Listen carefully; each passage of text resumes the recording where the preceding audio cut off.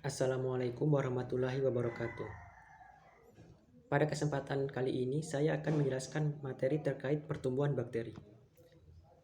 Dalam prosesnya, perbedaan bakteri dengan hewan yaitu pada proses pengambilan makanan. Bakteri bersifat holopitis yaitu mengambil makanan dalam bentuk cairan. Sedangkan hewan bersifat holozois yaitu mengambil makanan dalam bentuk padatan. Pada proses reproduksi, bakteri bisa bereproduksi secara seksual dan aseksual. Secara seksual, bakteri melakukan pembelahan diri menjadi dua bagian, dari satu menjadi dua, lalu menjadi empat, lalu menjadi 8, dan seterusnya. Waktu pembelahan bakteri bervariasi, mulai dari 15 menit hingga 33 jam. Fase pertumbuhan bakteri dibagi menjadi empat. Yang pertama, fase initial, yaitu fase penyesuaian diri, dicairkan dengan bakteri belum berkembang biak. Yang kedua yaitu fase eksponensial, yaitu di mana jumlah bakteri bertambah dengan sangat cepat. Yang ketiga yaitu fase stationary atau fase statis, dicirikan dengan jumlah bakteri tetap di mana bakteri yang lahir sama dengan jumlah bakteri yang mati.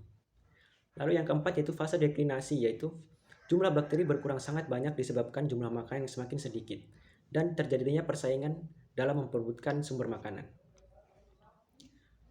Reproduksi bakteri secara seksual yaitu dilakukan dengan peleburan bahan kromosom dari dua kuman sehingga timbul sifat kuman yang baru yang berasal dari dua induknya. Hal ini hanya dapat terjadi pada kuman yang satu famili seperti Escherichia coli dan Shigella dysenteriae. Berdasarkan suhu pertumbuhan, kuman dibedakan menjadi yang pertama yaitu sikrofilik, yaitu tumbuh pada kisaran 5 hingga 30 derajat Celcius dengan suhu optimum yaitu 10 hingga 20 derajat Celcius. Yang kedua yaitu mesofilik, yaitu tumbuh pada kisaran 10 hingga 45 derajat Celcius dengan suhu optimum 20 hingga 40 derajat Celcius. Lalu yang ketiga yaitu termofilik, yaitu tumbuh pada kisaran 25 hingga 80 derajat Celcius dengan suhu optimum 50 hingga 60 derajat Celcius. Berdasarkan kebutuhan oksigen, kuman dibedakan menjadi kuman aerob obligat, yaitu hidup tanpa oksigen. Yang kedua, kuman aerob obligat, yaitu bakteri yang hidup di dalam lingkungan oksigen bebas.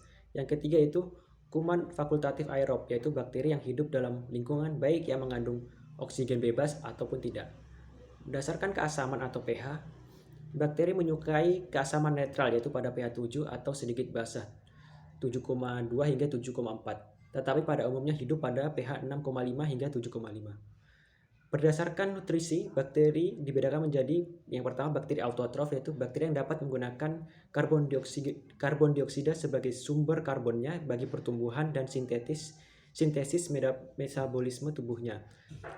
Bakteri autotrof dibagi lagi menjadi yang pertama yaitu autotrof fotosintetik, yaitu memperoleh energi dari cahaya matahari.